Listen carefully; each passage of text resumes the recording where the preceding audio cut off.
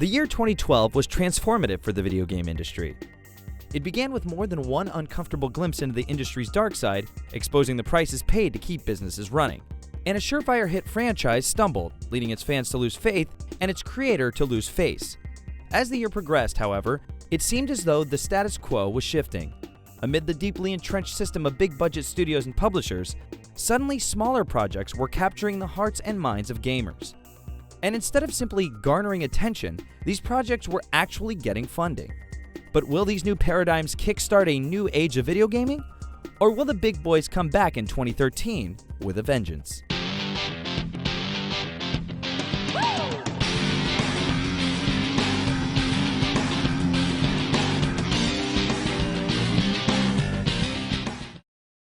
Shortly after the start of the new year, shocking news rocked the video game world and the tech industry as a whole.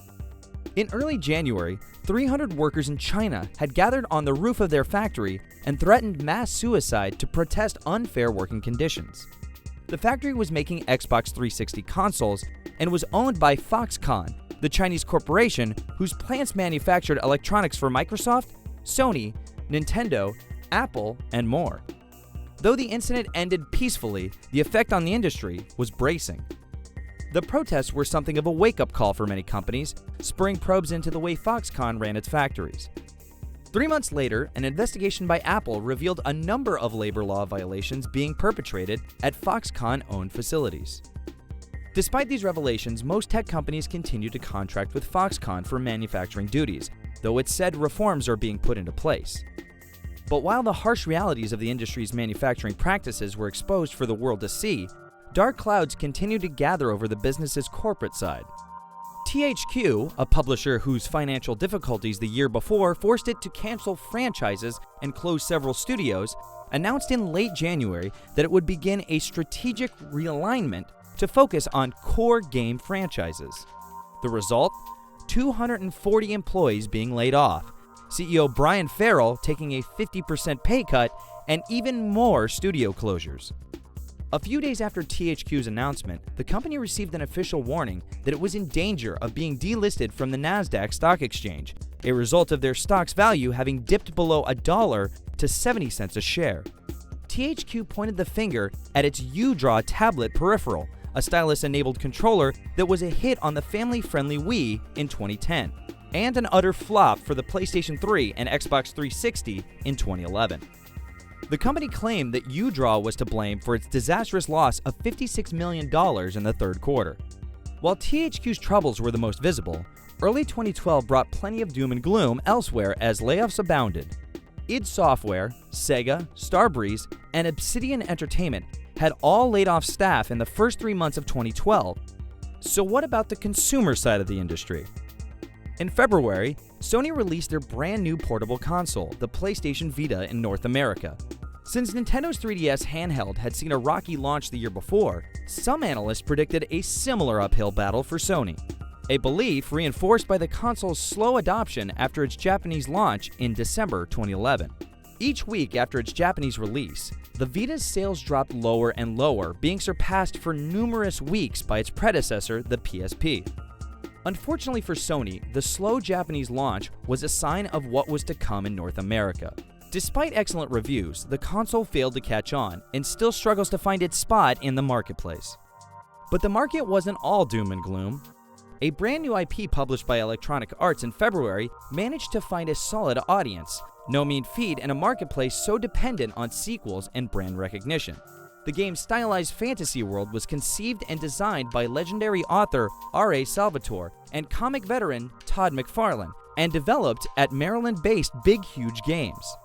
Kingdoms of Amalur: Reckoning was launched to solid critical reception and sales approaching 500,000. The game's release was more than just a victory for a new IP.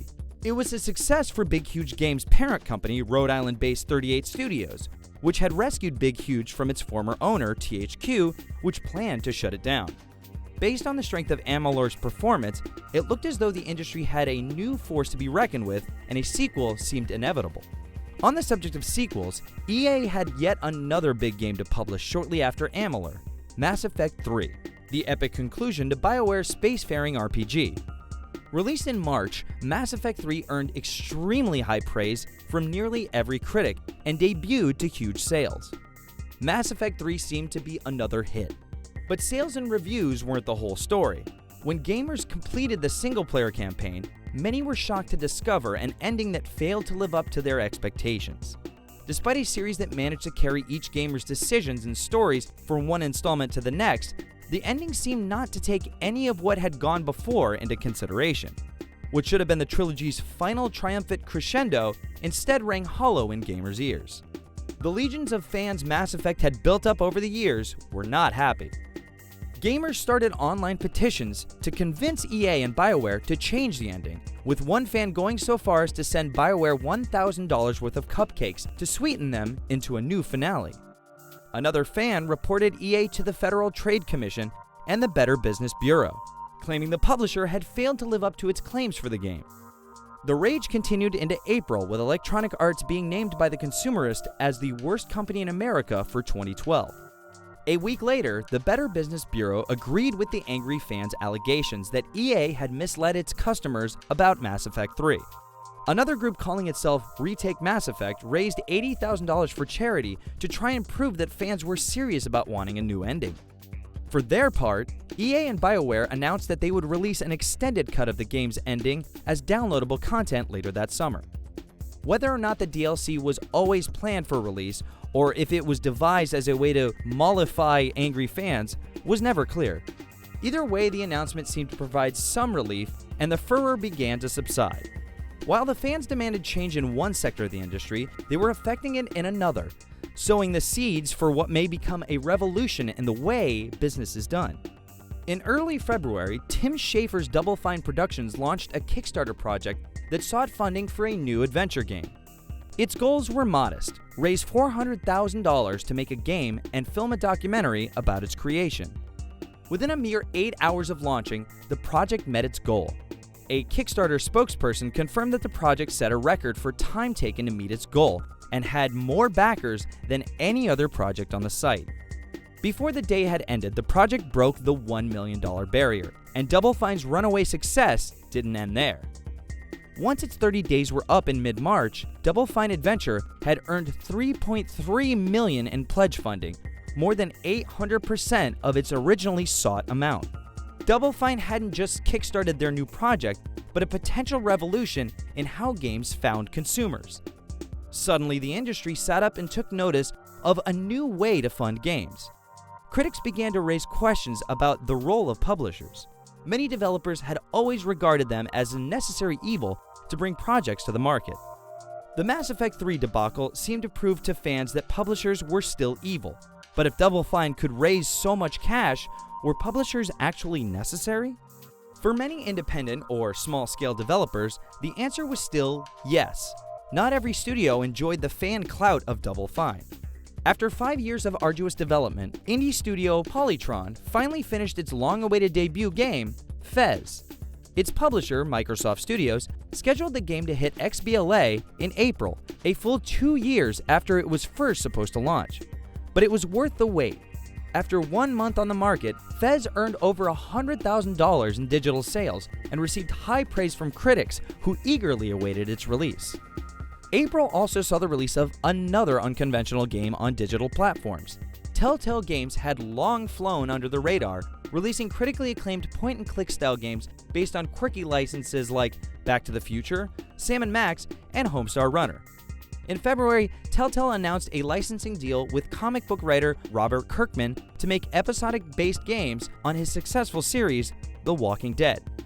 The property had already been adapted into a hit show on AMC, and interest in the game was high, even if expectations for another point-and-click from Telltale might have been modest. After all, how could the terror of the zombie apocalypse translate to the format's slow style? As it turned out, it translated better than anyone could have imagined. Upon its late April release, the full episode of The Walking Dead earned rave reviews and sold over 1 million digital copies in only 2 weeks. An adventure game raising over $3 million directly from fans? A point-and-click game tearing up the charts? Mass Effect and BioWare making fans angry? The first 4 months of 2012 had defied expectations, and no one could predict what the next few months would bring. And in May, one of the industry's newest stars would fall, making national headlines and leaving onlookers stunned. Tune in next time for the true reckoning.